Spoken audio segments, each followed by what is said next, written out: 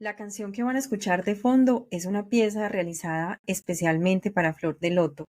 La hizo un compositor y productor musical colombiano. Él se llama Juan Camilo Correa. Es un hombre muy comprometido en hacer y tomar conciencia. Por eso es un orgullo y una alegría para mí que una parte de su trabajo esté en el mío. Y si les gusta lo que escucharon, pueden visitar su perfil de YouTube, lo voy a dejar en la descripción, y lo van a encontrar como Grávido Trueno.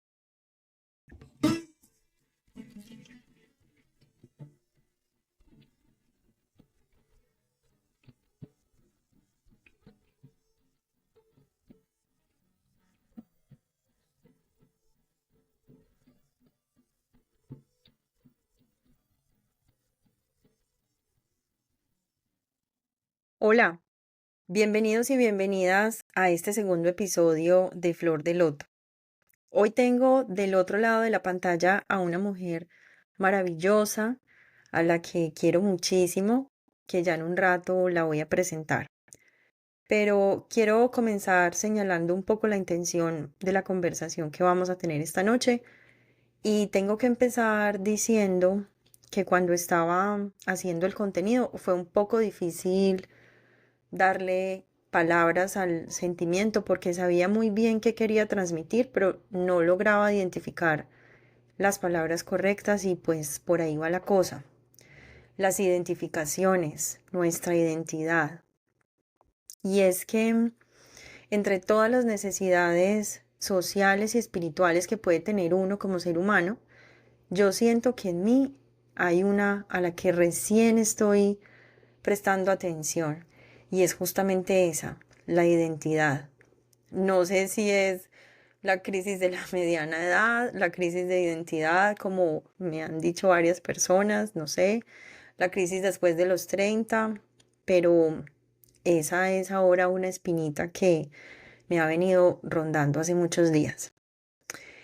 Cómo nos vamos identificando con unas y otras cosas a lo largo de la vida, cómo nos vamos más o menos moldeando por lo vivido día a día, pero también por la relación con el otro. Y es que definitivamente uno es a través del otro. Y es algo innegable, pues porque somos seres sociales y nos constituimos por medio de nuestras relaciones con los demás, que a la vez definen nuestra relación con nosotros mismos. Es decir, yo soy Tatiana y un pedazo de mí está forjado por mi vínculo con mis padres, mis hermanas, mis tíos, etcétera. Entonces, como yo ya había advertido desde un inicio que esto iba a ser como mi diván, pues tengo que contar un pedacito de mi historia, la cual involucra a Daniela, mi hermana menor, que nos va a acompañar esta noche. Daniela es hija de mi papá, pero de diferente mamá. Y a las dos nos sigue otra hermanita, también por parte de mi papá. Por circunstancias ajenas a nosotras, no nos criamos juntas las tres, pero ellas dos sí. No vivimos bajo el mismo techo, pero nos veíamos seguido y compartíamos diferentes momentos. Cumpleaños, uno que otro paseo, reunión, bueno. No voy a dar una descripción detallada de lo que vivimos cuando éramos niñas, pero para poner a los oyentes en contexto, solo diré que nuestros padres tomaron algunas decisiones que nos situaron a nosotras en el ojo del huracán. Y voy a decir una frase que repito constantemente. No los justifico, pero sí los explico. Hicieron lo que pudieron con las herramientas que tenían y respondieron a lo vivido de acuerdo a sus propias experiencias y creencias. Pero como todo en la vida es un efecto dominó, eso llevó a que nosotras tres atravesáramos vivencias traumáticas y pues crecimos con algunos momentos de oscuridad, pongámoslo así. El tiempo pasó, crecimos y cada una curiosamente decidió optar por profesiones que tienen que ver con el servicio a los demás y la ayuda al otro. Dani es comunicadora social y periodista, muy involucrada en las gestiones sociales alrededor de la paz en Colombia. María José es veterinaria y yo soy psicóloga. Y ahora que lo digo, no es tan curioso. es más bien como una consecuencia, diría yo. Y menciono esto porque quiero ir amarrando algunos hilos para que se vaya entendiendo que a pesar de nuestra aparente distancia familiar, nosotras, llevadas por nosotras mismas, hemos querido coincidir. Entonces, Dani, bienvenida. Gracias por estar aquí. Bueno, Tati, muchas gracias. Gracias a ti por haberme invitado. Estoy muy contenta y muy agradecida de estar hoy aquí en este espacio con mi hermana mayor. Bueno, muy feliz. Muchas gracias. Gracias, Dani. Bueno, yo sé que no es un tema de terciopelo, pero es un tema que hemos conversado muchísimas veces, con María José también, pero sobre todo las dos. Entonces, de verdad que tengo que reiterar el agradecimiento porque yo sé que no es un tema de pronto muy fácil de tocar. Y quiero que comencemos por una pregunta que yo ya me hice y en un rato la voy a contestar. Entonces se la voy a hacer a usted. ¿Usted se acuerda de cómo me conoció? El día que me conoció, ¿se acuerda de ese día? Y digo cómo me conoció porque usted era muy niña y no tenía pues aún esa conciencia de conocer o presentarse ante otra persona. Por eso digo si se acuerda cómo me conoció. Bueno, pues eh, estaba como pensando mucho en eso y pues yo creo que sí estaba muy chiquita, entonces no tengo como un recuerdo exacto de habernos conocido, o cómo fue esa primera vez, incluso muchos recuerdos como de mi niñez no perduran, pero tengo uno que es como el recuerdo más vivo de nosotras, ¿cierto? De las tres y contigo, Tati, o sea, como todas. Y recuerdo mucho que fue una noche, una de las tantas noches que fuimos a quedarnos a la casa de Marieta, su mamá y usted, que mi papá nos llevó y estuvimos todo el fin de semana allí. Y recuerdo que estábamos como esperando a que usted llegara, porque creo que usted estaba en la casa de sus tías, no sé muy bien. Y ya después cuando usted llegó, pues nosotros estábamos esperándola como para jugar, que usted nos iba a hacer como juegos. Yo tenía como unos 7 años, 8, no recuerdo bien, María José estaba más pequeña. Y, y bueno, me acuerdo que esa noche usted llegó y nos sentó en la sala, hizo como una rondita con dos sillitas, la de María José y yo, y nos puso como hacia la ventana que tienen en la sala, en el balcón. Y me acuerdo que era como una especie de clase, como que nos iba a dar clase y nos sentamos ahí y yo me acuerdo que usted empezó a hablarnos de varios temas con un marcador y estaba pues rayando la ventana y nos estaba contando cosas como de extraterrestres. Yo me acuerdo muy bien de ese tema, que los extraterrestres existían y nos mostró como que eran de un color y que estaban en un platillo volador y bueno, yo era como, ay, no, en serio, y como que estábamos muy emocionadas porque yo decía, pero entonces mi hermana vio un extraterrestre, entonces estábamos como en eso y yo me acuerdo muy bien que, pues que a mí eso nunca se me va a olvidar, o sea, que yo estaba ahí como muy fascinada y usted enseñándonos como algo nuevo, ¿cierto? Que pues nosotros éramos re chiquitas, pero usted también pues era pequeña, no era tan grande, pero sí, digamos, tenía más imaginación o creatividad. Y Majo estaba ahí también como muy asombrada. Y bueno, yo tengo ese recuerdo, creo que ese mismo día eh, en la tarde, yo no sé si al otro día, seguimos como jugando ahí en la sala y, y yo me acuerdo que yo le dije que quería cortarme el cabello y mi Ujú. hermanito también. Y entonces yo me acuerdo que usted dijo que bueno, que usted podía cortarnos el cabello. Yo no Ay, sé, Dios mío. no sé si se acuerda, pero yo sí me acuerdo. Y que entonces yo le dije, sí, yo me lo quiero cortar. Y entonces usted dijo, bueno, pues yo les voy a hacer un corte.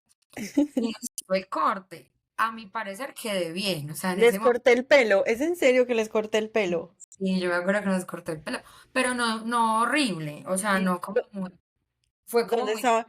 Quiero saber dónde estaban los adultos en ese momento. No, pues creo que su mamá estaba como en el apartamento de arriba donde la abuela Yolanda. Mi Sí, papá no estaba, porque él iba, nos dejaba y él se iba a veces, ¿cierto? Como que no. sí. Y bueno, yo me acuerdo que sí, no lo cortó, pero como una cosa muy mínima. Ya después cuando llegó mi papá, yo le dije a él, ay papi, mira el corte que me hizo Tati. Entonces mi papá como que, ay, fue madre. Y no me acuerdo si la regañaron o no. Bueno, el caso fue que luego fue el problema de lo del cabello, como que ya cuando llegué a mi casa, mi mamá, bueno, ¿y qué hicieron? Y no sé qué durante toda la tarde. Y yo, no, pues mi hermana me cortó el cabello. Y ella, ¿qué? ¿Cómo así? Y me acuerdo pues, que ella nos regañó y yo, mami, pero pues no fue nada, o sea, éramos niños, igual a mí no me pareció pues nada como mal. Pero esos son, esos dos recuerdos. Están muy presentes. Y si vamos a hablar como de lo principal que yo me acuerde, y, y de la biblioteca de allá de su apartamento. Del apartamento. Sí, ahí Bueno, la... pero ujú, ese recuerdo está súper lindo, Dani, está muy bonito. Yo también tengo muchos recuerdos de cuando jugábamos y me parece súper curioso que me esté diciendo que yo estaba jugando a ser la profesora porque uno de los temas que tengo para tratar en un futuro es propósito de vida y una de las preguntas que me hice y le estaba haciendo a la otra persona con la que voy a hacer ese episodio, la primera pregunta que le hice fue si ella se acordaba a qué jugaba de niña. Y bueno, no me voy a ir por otro lado, pero yo me acordé que yo jugaba y jugué muchísimo a ser profesora con mis primos, yo los sentaba a hacer tareas y yo no sé, yo qué enseñaba en sí, me parece súper chistoso que yo hablando de aliens, bueno, está bien, pero entonces me gusta mucho que me haya contado ese recuerdo porque me sirve como un abonito para lo que voy a conversar. Pero yo tengo yo sé exactamente el día que yo la conocí. Yo recuerdo el día en que la conocí a usted. Mi papá se fue por mí al apartamento, me recogió en la moto y bajamos donde vivía mi tía en Veracruz, que ahí también vivía una tía suya, ¿se acuerda? Y él me dijo, vamos a conocer a su hermana. ¿Y yo qué? No, ¿cuál hermana? Yo no tengo hermanas. Mi única hermana es Yanni, que está en Estados Unidos. Sí, usted tiene una hermanita más chiquita y se llama Daniela. Y creo que usted tenía como 2 añitos. Usted era muy bebé. Y tenía era así como calvita. Era una bebé súper linda. Y yo, no, papi, no, yo no tengo más hermanas.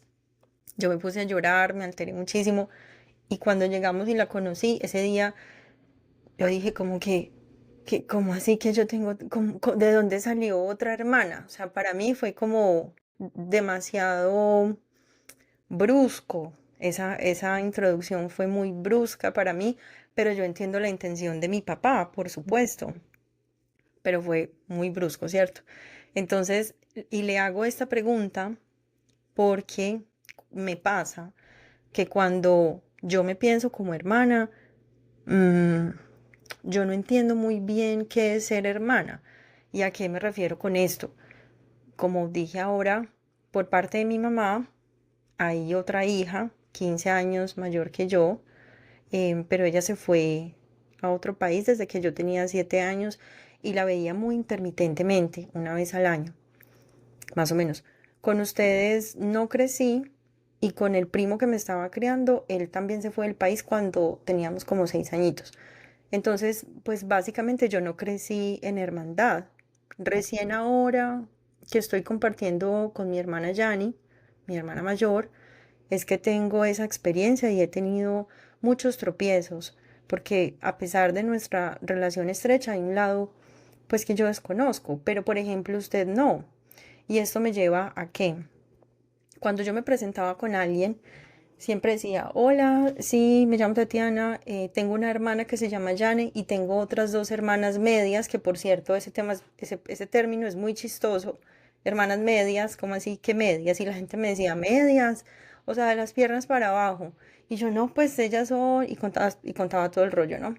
Sí, lo mismo, no, Y lo mismo me pasaba a mí también. sí, Durante mucho tiempo, pues yo siempre decía como que tengo a mi hermana media y a mi hermanita. Entonces me decían como que, ay, ¿y media por qué? Es que está partida a la mitad. Y yo no entendía, yo le decía a la gente, pues no, ella es hija de mi papá con otra mamá y pues yo estoy con María José, que crecimos en la misma casa. O sea, como sí, que siempre hubo eso, pero yo siempre de alguna manera como que siempre dejaba claro que yo sí tenía una hermana más y ajá, que era más grande.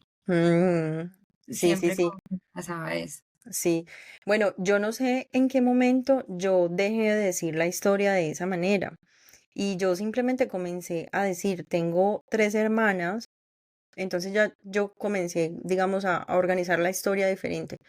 Tengo tres hermanas, pero entre mi mamá y mi papá solo soy yo. O luego decía, tengo una hermana mayor y otras dos hermanas menores que son por parte de mi papá. Y entonces yo siento que fue una transición muy silenciosa para mí, pero muy contundente, porque esto luego nos posicionó a las tres en el lugar que estamos ahora. Y siento que literalmente la marea nos trajo hasta acá, hasta el punto de que a pesar de lo vivido, hemos insistido en tener un vínculo, el cual nadie nos ha dicho cómo vivirlo, a nadie le hemos consultado. Por lo menos de mi parte, a mí nunca nadie me ha dicho, usted tiene que ser así con sus hermanas, tiene que ir a tal lado, tiene que hablar de tal manera, tienen que hacer, nunca, nadie ha opinado de cómo yo debo tener la relación con ustedes. Y eso es también lo que le quería preguntar. ¿Usted qué cree, Dani, cuál fue esa marea que nos trajo hasta acá? ¿En qué momento después de tanta oscuridad nosotras tomamos la decisión de tener un vínculo? ¿Cómo siente que se construyó eso a pesar de que no teníamos directrices?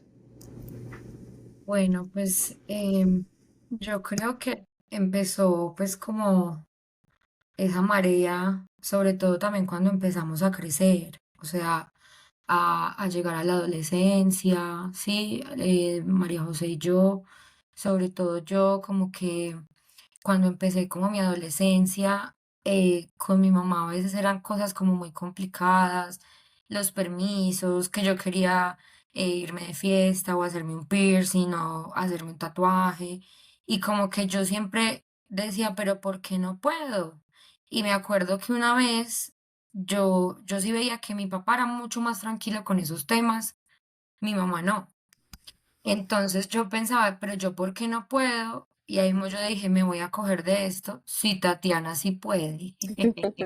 Sí, sí. Entonces yo me acuerdo que yo empecé ahí, No, pero ella, no es que yo, Tatiana usted, puede, es que yo lo hice a las malas. claro, pero entonces como que yo decía, pero ella ya lo hizo, entonces ¿por qué yo no puedo? Si ya vieron que nada malo pasa. Sí, Y entonces yo empecé como, es que es mi hermana mayor, ella ha hecho esto, ella hace esto, pero no es, o sea, desde una profunda admiración, ¿sí? Porque sí, a mí me gustaba tener eso, o sea, como que hay esa hermana mayor que ha ido en contra de ciertas directrices o ciertos mandatos, y mi hermana es bonita, y mi hermana tiene tatuajes, y mi hermana sale, y mi hermana decide también lo que ella quiere estudiar, o sea, había muchas cosas que yo decía, yo admiro eso de mi hermana, o sea, yo sí, empecé a tomarlo de ahí.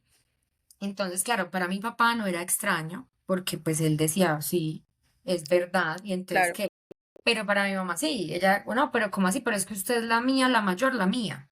Entonces, como que empezó un poco eso, pero yo desde ahí fue que yo dije, bueno, listo, o sea, yo también voy a hacer las cosas a mi manera, voy a empezar a hacer mis cosas, pero quería saber un poco más sobre la vida suya.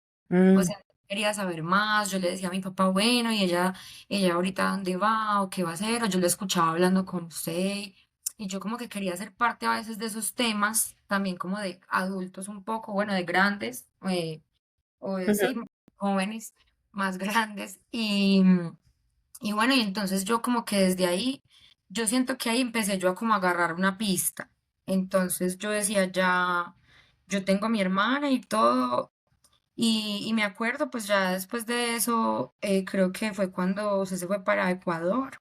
Sí, que se fue para Ecuador a vivir y pasó después en Ecuador todo lo del terremoto allá en Manta. Ujú, Pues que mi papá estaba preocupado, pero nosotras también, pues yo como que decía, ay, yo, o sea, mi hermana está allá y yo qué hago o qué o cómo pues hacemos y yo quiero que ella esté bien. Bueno, como que ya para mí empezó a existir esa preocupación, pero también ese punto de referencia, ¿sí? Como un poco un punto de referencia, incluso hasta con la música, que de ujú, pronto nunca lo compartimos así directamente, aunque yo sí me acuerdo un momento una vez que usted me mostró como unos long plays que tenía, pero a mí me gustaba porque me gustaba que usted escuchara los Beatles. ujú, Entonces, sí. a mí eso me gustaba. Y entonces yo decía como no, hay muchas cosas que me gustan de mi hermana y que me gustan y que las quisiera como aprender. Ujú, Entonces, desde ahí yo siento y esa preocupación ya del otro, de saber que quería que estuviera bien. Em, entonces, bueno, desde ahí empezó a formarse como ese interés mío ujú, por acercarme a mi hermana mayor, a saber que pues había alguien más con unos años más y que también venía de mi papá, ¿cierto? Y de toda esa vivencia, esas historias. Y, y bueno, Cuando mi aquí papá se enfermó también, también.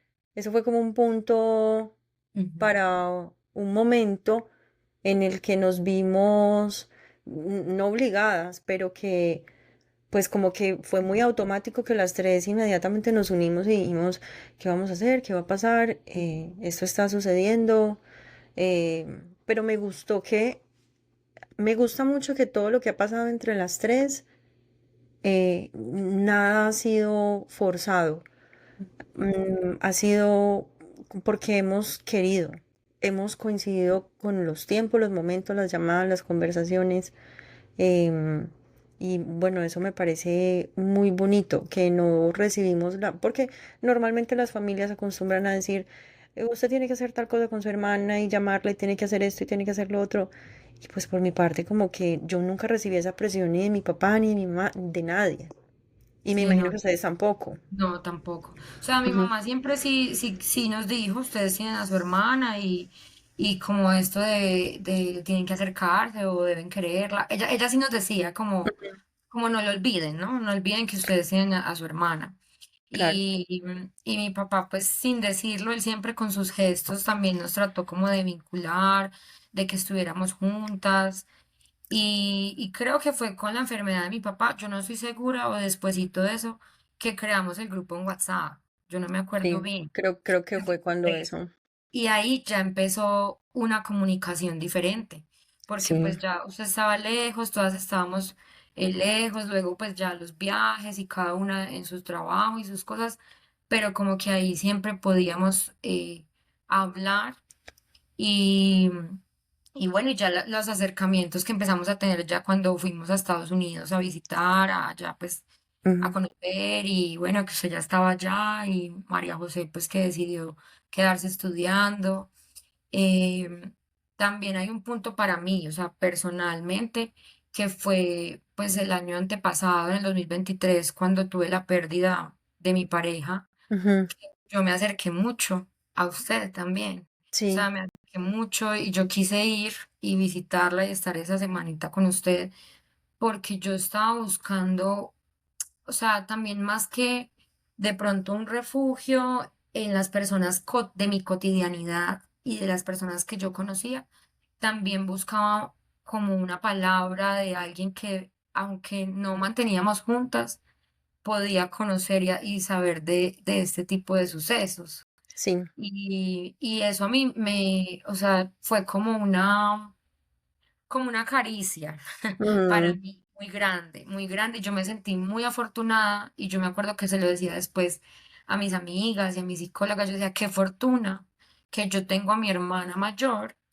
que me apoyó en ese momento y sin tener que decir mucho, ella estaba ahí, o sea, estuvo ahí y para mí eso fue, pues la verdad, como un punto más de, unión. sí, de más unión, claro. Ay, Dani, no, no, no vamos a llorar. Sí, Pero qué bonito lo que está diciendo porque además es muy contradictorio. em, los temas de las pérdidas familiares o de una persona que uno quiere mucho es muy irónico, es un misterio de la vida que no vamos a entender porque me he dado cuenta por duelos alrededor mío, el suyo, otros duelos que he tenido en mi familia y otras personas, que cuando ese ser querido muere, curiosamente uno crea nuevos vínculos, como que se muere una persona y nacen otras. No necesariamente que nació otra vida, pero nacen otros vínculos, nacen otras relaciones, como lo que usted está diciendo. Se murió esa persona, pero se comenzó a hacer nuevos vínculos que antes no tenía. Se murió esa relación, pero comenzaron otras relaciones. Y es muy bonito, pero es muy irónico, ¿no? Que después del sí, dolor nazca algo tan bonito. Pero bueno, sí, por eso también esto se llama así, flor de loto, porque son todas esas personas que han nacido en los pantanos o que están floreciendo en los pantanos.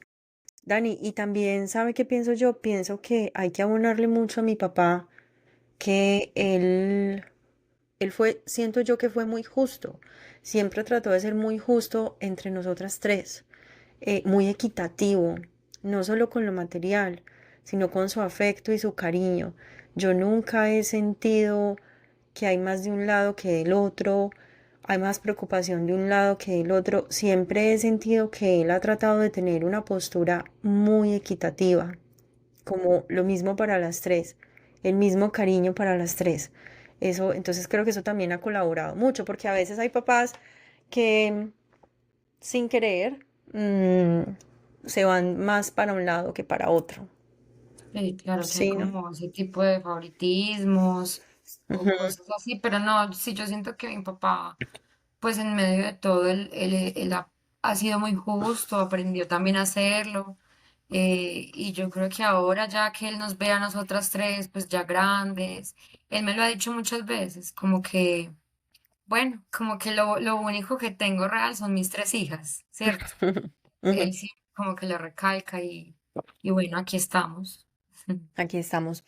Dani, y es que yo, la verdad, yo siento a veces que yo estoy armando como un rompecabezas muy grande. Yo siento a veces que mi vida es como un rompecabezas muy grande. Y cuando estoy como uniendo las partes, y es muy chistoso que yo diga esto ahora, porque ahora mencionándolo, ¿por qué habría yo de verme así? Quizás porque una parte de mí se siente desintegrada, como cuando uno tiene pedazos de uno regados por todas partes y uno tiene que comenzar a unirlos, a unir esas piezas, a unir esas piezas, y yo siento que yo voy por ahí en este momento. Y cuando estoy armando las piezas, cuando estoy armando el rompecabezas, pues yo no puedo desviar mi vista de ustedes, porque definitivamente yo también soy a través de ustedes.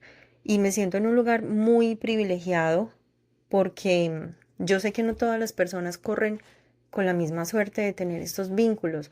Por X o por Y razón, no los juzgo, pero al mismo tiempo siento que salimos victoriosas.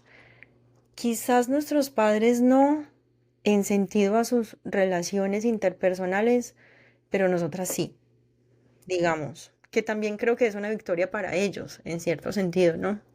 Sí, Y, y bueno, y quiero hacer un paréntesis aquí, no solo para recalcar que no estamos jugando, o sea, no estamos jugando a las víctimas, estamos más bien es como reconociendo que las generaciones que, pues las anteriores a nosotras, tuvieron unas falencias, las cuales nosotros estamos haciendo conscientes justamente para no repetir en las generaciones venideras. Y mejor aún, a mí me pasa que a raíz de mi herida de infancia nace mi propósito.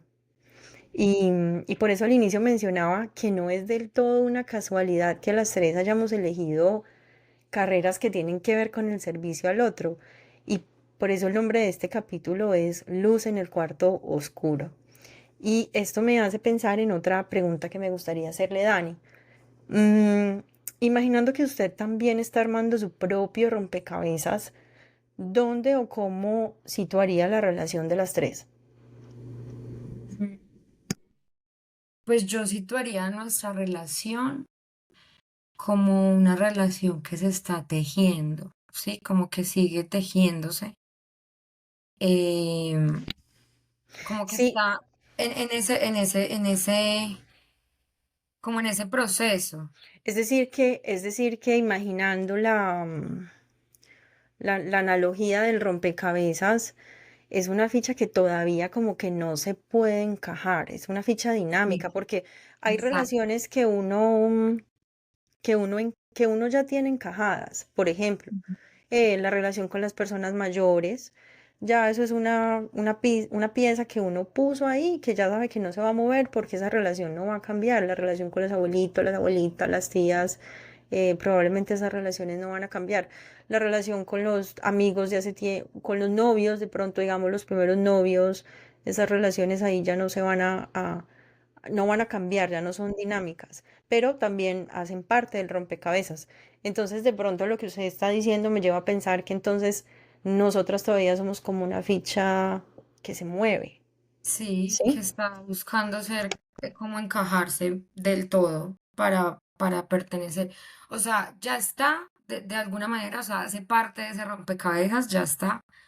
Pero por mi parte, o sea, a mí sí me gustaría bien como que encajara totalmente.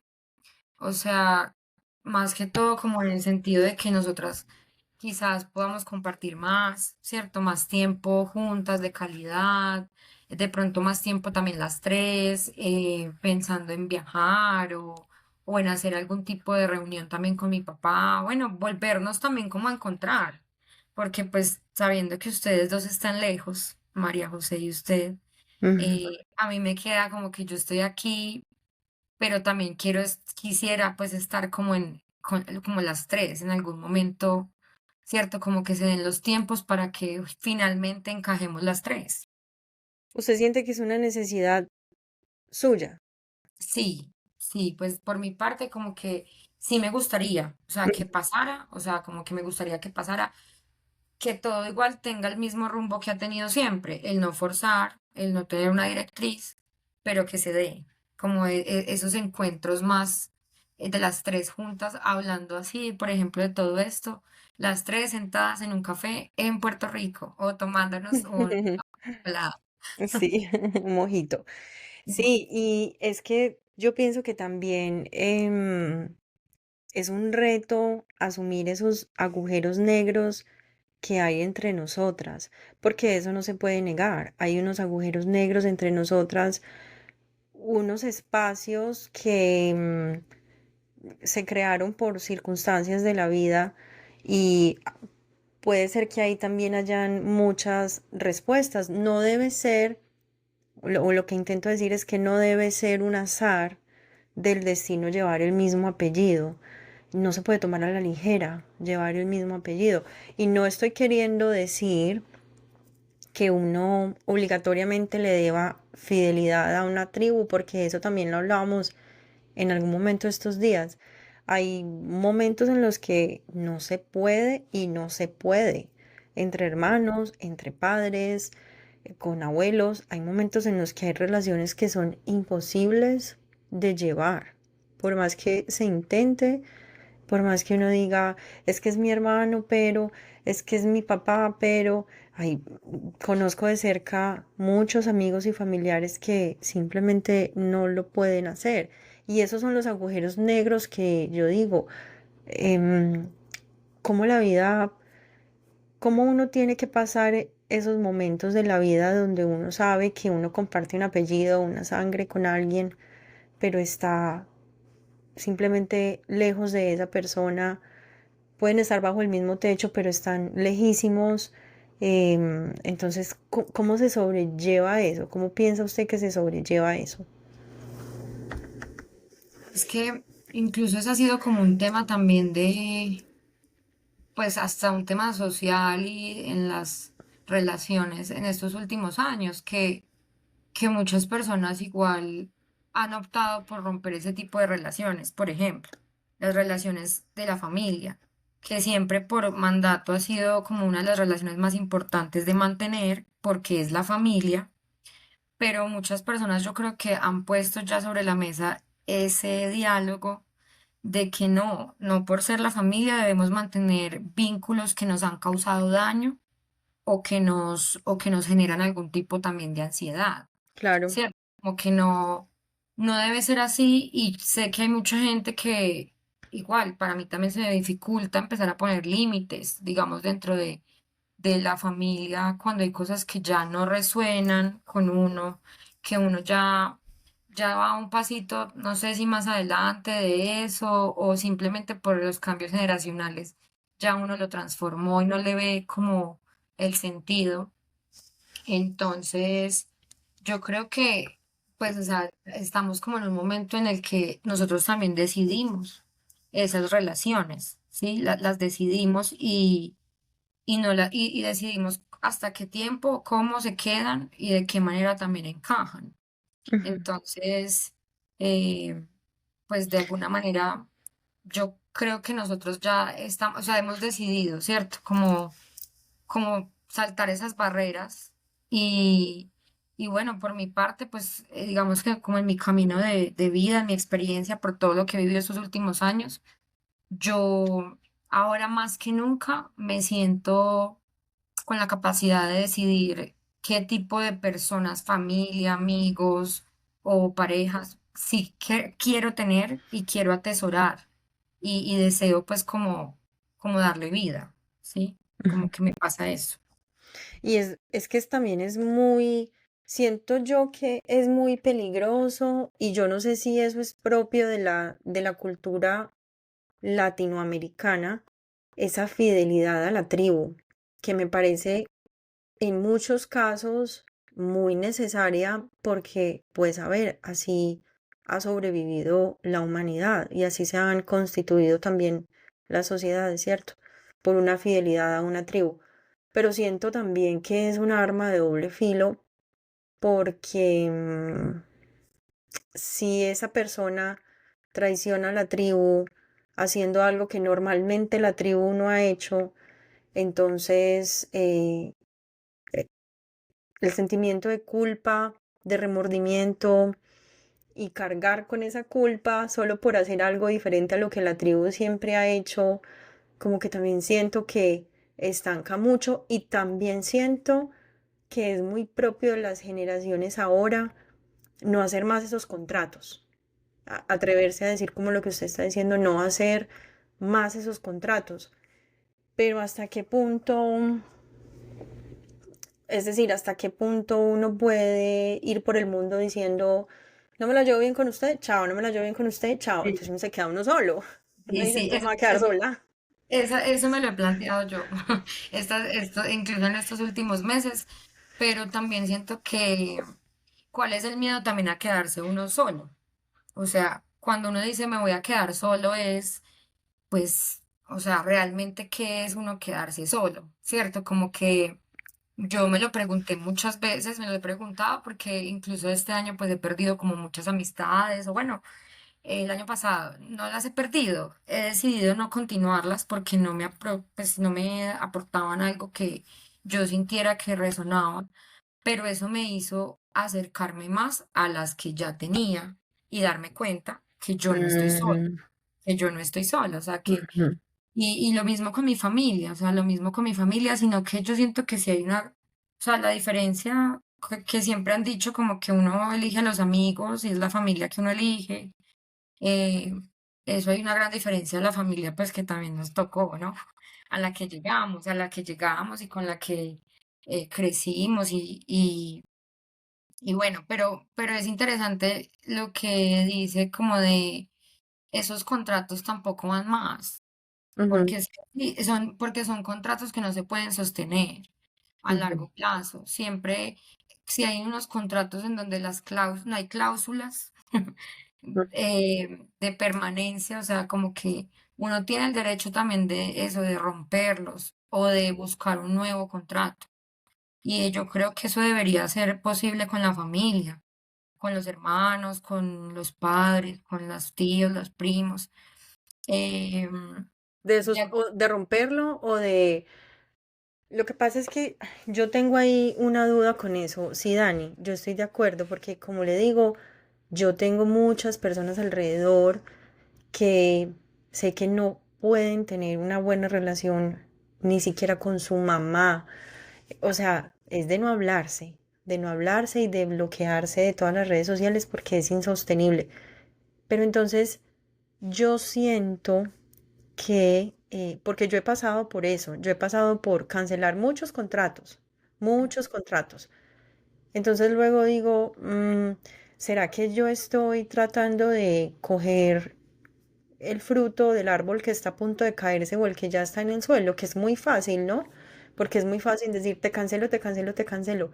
Pero también me he dado cuenta y siento yo que el crecimiento está cuando uno se enfrenta a esa relación. A ver, me explico. Cuando uno dice, empecé un camino espiritual y empecé un proceso espiritual y voy a cambiar y estoy tratando de reformular mi vida y estoy estudiando yoga, meditación, yo qué sé. Sí, bacano, se leyó todos los libros, hizo todos los cursos, todos los talleres, viajó a la India. Pero si usted está solo, completamente solo, yo quiero saber cómo pone usted a prueba eso que aprendió, si no es a través de una relación. ¿Me hago entender?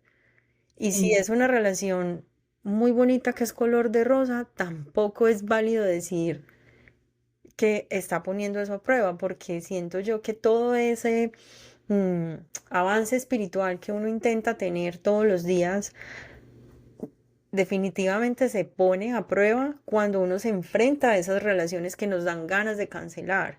Entonces, siento yo que a veces digo, "Ay, pero si le doy la espalda a esta persona y obviamente hay personas que le hacen mucho daño a uno y uno no las puede tener en la vida y ya está. Pero cuando son esos vínculos tan cercanos, siento a veces que de pronto darle la espalda es también como darle la espalda al crecimiento, ¿sí? Como perder una oportunidad de crecimiento. ¿Me hago entender? sí, sí, pero sobre todo porque ahí es donde sale como la conciencia. O sea, Claro, y el ser consciente de, porque también yo puedo estar en una relación durante muchos años y con alguien que amo mucho, muy cercano, bueno, en familiar, ¿cierto? Y no ver unos cambios y no ver que pasa nada, pero tampoco estar consciente de qué es lo que sí estoy aprendiendo o que no. O sea, como que siento que las personas, ah, si obviamente adquieren esa conciencia de estar en aprendizaje, si uno adquiere esa conciencia, pues sí termina siendo obviamente que uno quiere mantener ciertos contratos para ver si uno se vuelve más fuertecito espiritualmente y mentalmente. Pero para, si uno no tiene conciencia de eso o carece de, siento que se vuelve algo muy vacío, que finalmente pues es mejor no tenerlo. O sea, sí, como que sí, por supuesto. Y es lo normal de la vida también. A veces, como le digo, no, simplemente no se puede sostener una relación, no se puede sostener. Pero siento yo que también las redes sociales han jugado aquí un papel crucial y peligrosísimo. Le decía ayer que hablaba con usted que hay unas palabras que me tienen a mí de verdad ya cansada de escucharlas porque siento que las están atropellando hasta más no poder y es amando el proceso y energía masculina y femenina. Ay, no, ya eso, eso me tiene cansada de escucharlo, aún así sabiendo que yo soy fiel estudiante de, lo voy a decir, es que hasta decirlo me suena a cliché, de la energía femenina y masculina. Es un rollo en el que yo me embarqué hace como 3 años, pero me preocupa mucho que las redes sociales lo están volviendo muy vulgar, muy común. Entonces se me hace súper peligroso también que hablando de contratos en las redes sociales también se está moviendo ese mensaje de está bien que canceles a tu familia, está bien que canceles. Entonces, cuando usted está en un momento emocional muy vulnerable y está en Instagram o en TikTok o yo qué sé, y usted está haciendo scrolling, scrolling, y le salen todos estos mensajes porque usted sabe que el algoritmo es, le lee a uno la mente. le salen estos mensajes de, está bien que canceles a tu familia, porque además es lo que uno busca, ¿no? Está bien que no hables con yo no sé quién, está bien que hagas tu vida solo. Uno dice, ya, habló mi psicólogo Instagram, habló Es, mi psicólogo TikTok y eso es lo eh, que voy a hacer de ahora en adelante. Entonces me preocupa mucho que la gente no lo está haciendo con conciencia. Veo que no lo están haciendo con conciencia, más bien solo como llevados por la emoción del momento y luego no lo interiorizan. Y siento yo que ese es como un bache que tenemos ahora con muchos conceptos, con muchos conceptos. es cierto, es cierto. Yo no, bueno, yo no sé, no he pensado muy bien.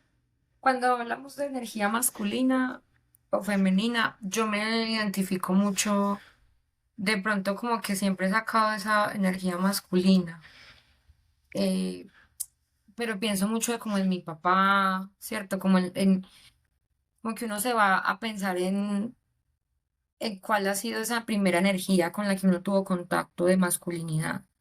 Entonces, como que, aunque no uso mucho esos términos realmente, o sea, porque yo siento que siempre, como no, yo crecí en una familia con mujeres, o sea, un matriarcado, Ujú, más que todo, porque de mi abuela, pues mi bisabuela, mi abuela, mi mamá, mi tía, y como que siempre la fuerza la han llevado las mujeres, la fuerza también del trabajo, del hogar, de la sí, economía. Entonces, yo nunca, o sea, yo no he podido ver bien, nunca las concebía a ellas como una energía masculina, por ejemplo, ujú, porque ellas siempre han sido pues las mujeres de la casa y las que mandan y las que hacen y las que dicen y pues como que siempre ha sido así, un sí, poco la verdad, en mi sí. caso. Entonces yo no identifico mucho eso, pero sí lo he visto mucho en las redes sociales y que hablan, hay muchas mujeres que han salido con videos diciendo, activa tu energía femenina, entonces lávale los calzoncillos al marido. Una cosa Ay, súper Dani, es como... que no me pique la lengua porque aquí nos toca cortar y volver a hacer otro capítulo Sí, sí. y tengo mucha resistencia y yo lo confesé ya en el episodio anterior. Me he topado con una cantidad de resistencias cuando estoy al frente del micrófono porque son temas tan sensibles y obviamente ahí aparecen las resistencias, ¿no? Pero, pero he tenido mucha resistencia para ese tema también porque, por lo que le digo, porque se me hace muy peligroso el mensaje que se está transmitiendo ahora, mm, que se está volviendo una pelea y que definitivamente lo están volviendo, lo están asociando con roles de género y no tiene nada que ver con roles de género, está lejos de estar asociados los roles de género porque comencemos que los roles de género son culturales. No es la mujer en América no tiene el mismo rol de género que tiene en Medio Oriente, ¿cierto? Entonces, no, me parece que es una muy mala asociación. Voy a masticarlo bien, lo voy a digerir bien para ver cómo lo quiero conducir, porque sé que es un tema urgente, sé que es un tema, además que es un tema que no es, está en todo, porque nosotros somos energías y hombres y mujeres somos las dos energías, porque el mundo está constituido así, en una dualidad, ¿sí? Eso se puede ver en todos lados.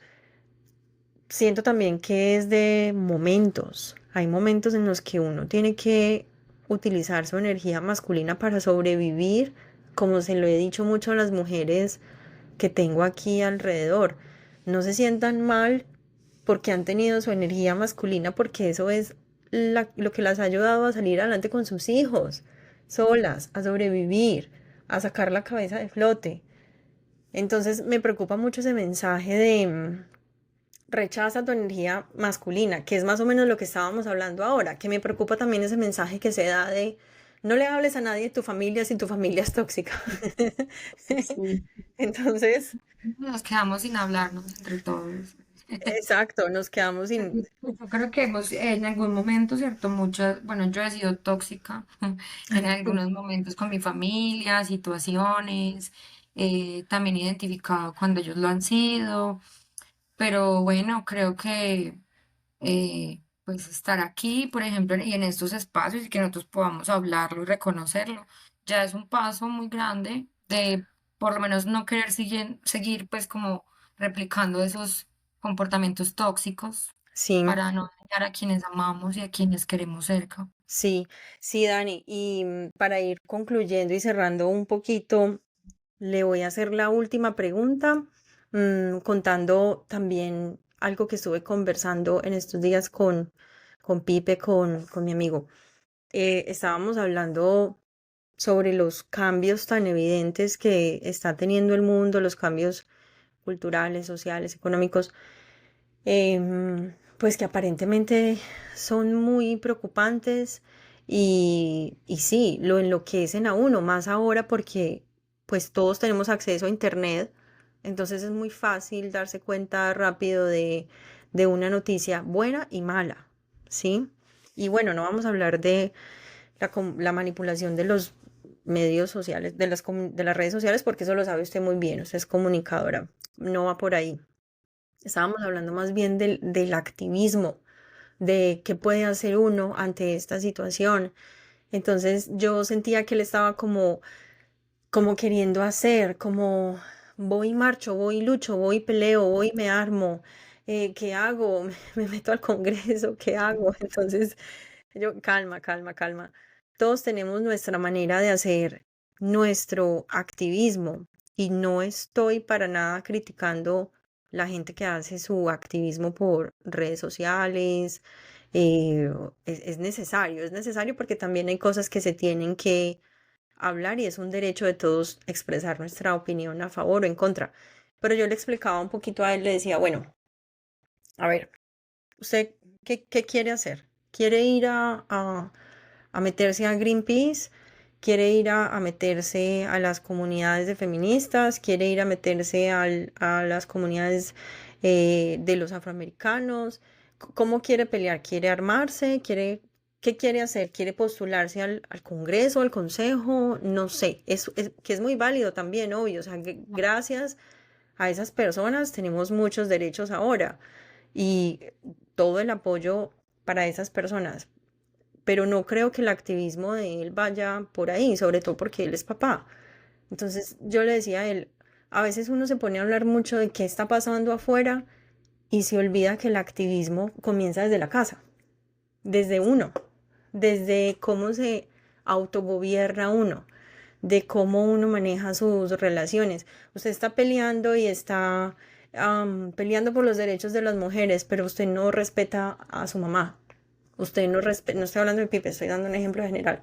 Usted no respeta a su esposa, no respeta a su hija. Está hablando de cómo contamina el medio ambiente y a usted no le importa hacer basura en la calle, yo qué sé, tener un consumo desmedido por las cosas. Entonces, pues hablándole un poquito como para tranquilizándolo también, o si no, este muchacho se me iba por allá a empuñar armas. Sí. em, yo le decía, "Bueno, yo creo que su mejor activismo está en su casa y sobre todo con sus hijos. Es la mejor manera que usted tiene de hacer activismo, es viviendo su mejor vida. Usted quiere que las cosas cambien, viva su mejor vida. Vaya a terapia, sea consciente de lo que usted está viviendo, sea consciente de lo que le está transmitiendo a sus hijos, porque luego sus hijos se lo van a transmitir a otros niños y así se generan las familias, así se generan las sociedades y así se generan los patrones. Entonces él me decía como, sí, bueno, sí, es verdad. Muchas personas que no han nacido dependen de usted y de lo que usted haga con sus niños. Entonces siento que tenemos que también desviar la mirada un poquito y comenzar a hacer el activismo con nosotros mismos incluso. Lo que consumimos, lo que escuchamos, lo que Sí. comemos, lo que leemos. Y eso le quería preguntar. ¿Usted cree que hacer consciente estas relaciones, por ejemplo, la de nosotras, hablarlo, esa es su manera de hacer activismo? ¿Su manera de activismo es desde dónde? ¿Desde dónde cree usted que está haciendo activismo, Dani? Pues yo sí creo que esta es una manera de ser también conscientes de qué lugar ocupamos en el mundo y en la sociedad. pero digamos que el conflicto que yo siempre he tenido tiene que ver también con mi trabajo, ¿sí? Porque yo no, o sea, yo no he podido dejar de trabajar en lo que a mí me gusta. Entonces a mí, y no lo voy a hacer tampoco, pues porque eso es lo que me ha traído también a mí a ser pues quien soy, a poderme hacer este tipo de preguntas, pero también he tenido que trabajar mucho internamente porque ese trabajo externo hace que yo me cuestione muchas cosas de manera interna. O sea, yo, digamos, actualmente nosotros tenemos una fundación con una amiga, yo soy la directora de esta fundación, se ¿Cómo se llama llama la Fundación fundación? Itinerante. Ujú. Fundación Itinerante. ¿A qué se Fundación dedica? Itinerante, nos pueden encontrar en Instagram y también tenemos pues página web. Nosotros lo que hacemos es fortalecer procesos comunitarios, ¿sí? A Ujú. través de narrativas transmedias, de otros usos de lenguajes. em, Hacemos pues todo como este tema de hacer acompañamiento a procesos comunitarios, con proyectos sociales, educativos, culturales, de paz. Entonces, pues todo lo que yo he vivido me llevó a eso, a lo de esta fundación, porque yo también salí a marchar cuando también estuve en la universidad. Siempre fui muy, pues esto de apoyar pues la protesta y lo sigo pues haciendo. Em, Hay muchas cosas, ¿cierto? Pero como que yo las quería materializar, porque incluso yo elegí mi carrera pensando mucho en la denuncia en ese entonces, bueno, yo estaba en el colegio, pero mi abuelito él fue del Partido Liberal y era un liberal de esos, así pues como muy, sí, muy fervientes a eso. Entonces, yo empecé mi carrera por eso, por el querer denunciar, pero luego me di cuenta que la denuncia no era lo único, que yo también podía ser parte de otros procesos, y así, y así, y así fue que yo empecé, ya al final dije, bueno, con mi amiga que ya llevamos un trayecto, fue como que, bueno, hagamos nuestra fundación y empecemos a estar pues, con esas comunidades, nos unimos para que podamos crecer juntos. Y entonces ese trabajo me ha llevado pues a conocer mucha gente, muchas otras fundaciones, procesos organizativos, comunidades diferentes, grupos pues que de poblaciones que yo nunca me iba a imaginar conocer ni hacer amistad, pues yo aquí en Armenia y esto tan chiquito, pero bueno, empecé pues como a salir, a salir, a salir y entonces todo ese trabajo que yo hacía afuera y lo he hecho, hemos estado pues en laboratorios de paz, hablando con muchos niños también. Yo trabajo también como promotora de lectura y eso me ha acercado mucho a los niños, que yo pienso mucho que en ellos está la clave, Ujú, ¿cierto? De muchísimas cosas, porque ellos son el presente. Yo lo dejo ahí, no me gusta decir como ellos son el futuro, no, no, son el presente, ujú, porque son los que están recibiendo todo. claro. Entonces, Bueno, todos somos el presente. Y el- y todas esas dinámicas como externas, también ya después llegó un punto en el que me pasó como esa cuenta de cobro. Y yo dije, ay, bueno, ¿y yo cómo estoy aplicando todo lo de resolución de conflictos, paz y reconciliación, propósitos, sueños? Porque pues yo les hablo mucho a los niños también de eso, con los cuentos que leemos o de convivencia. ¿Yo cómo estoy aplicando eso en mi entorno Ujú, familiar? ujú, Yo empecé por ahí. Y pues ya he tenido oportunidad de aplicar ciertas cosas, otras pues es difícil porque es eso, el otro es otro mundo y es difícil llegar, pero yo creo que ahí está, o sea, es un activismo que lo llevo pues afuera y adentro, sí, afuera y adentro y que es lo que también de alguna manera a mí me mantiene así como como el motorcito, como claro, de claro. seguir. Y se me hace muy, muy curioso que diga, que haya usado la palabra denuncia, porque acuérdese que al inicio yo comencé diciendo que me parecía muy curioso, que las tres hayamos elegido profesiones, que tienen que ver con el servicio al otro. Así María haya elegido ser veterinaria, eso es también servicio al otro, ¿no? Y usted dijo una palabra que me deja pensando mucho y la puedo asociar mucho quizás a lo que usted en algún momento quiso hacer en su vida y es la denuncia.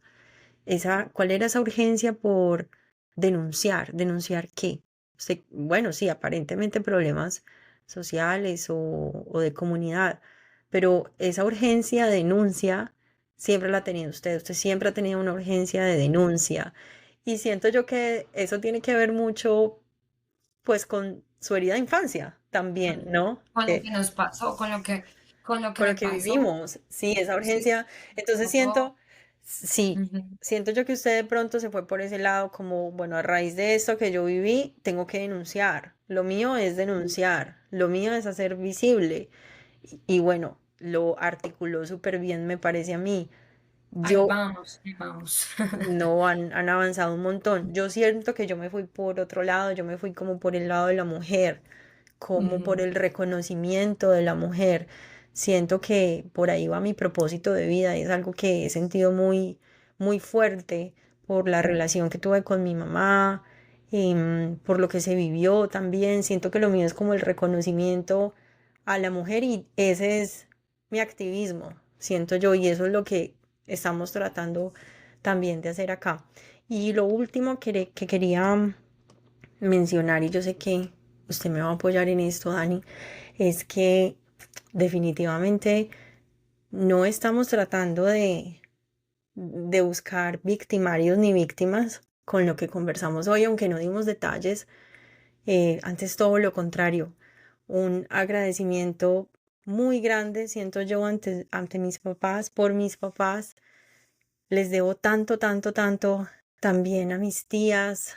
Ellas estuvieron muy presentes en mi vida y de todo esto yo siento que me vengo a ser consciente como ahora, como que yo miro para atrás y digo, tanta gente que a mí me quiso, tanta gente que me apoyó, tanta gente que sin saber me puso en lugares tan maravillosos cuando yo era una niña.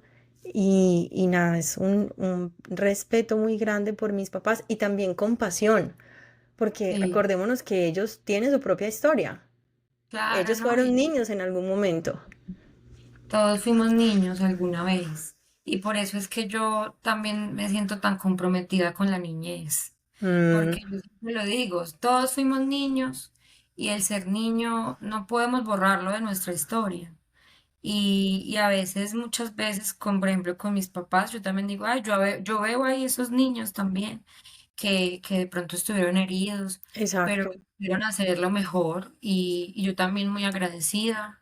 Coincido, Tati, totalmente, muy agradecida con ellos, con nuestros padres, con las abuelas, bueno, en mi caso mi abuela, Mm, mi tía y mi abuelo también, y bueno, y todos los que todos de esos pronto ya no actores. están, y también los que ya no están, que nosotros Ay, sí. les envío un beso a donde estén, y a ellos también gracias. Sí, así va a ser, Dani. Dani, muchas gracias por conectarse hoy conmigo. Hablamos mucho antes de comenzar a grabar de cuál era nuestra intención y esperamos de verdad que todos los hombres y mujeres que escuchen esto les pueda quedar algo, les resuene alguna cosa, sea útil de alguna manera, que encuentren su propio activismo. Si lo están haciendo en redes sociales, súper bien, pero sé que tiene que haber una manera de hacer un activismo desde casa, un activismo con uno mismo, con su pareja, con sus padres, con sus hijos. Y bueno, Dani, muchas, muchas gracias, la quiero mucho. Yo también, Tati, un abrazo y nos vemos este año. Obvio que sí. Y nos volvemos a ver acá también en el micrófono. ¿Listo? Listo. Bueno, Chao. gracias, Dani.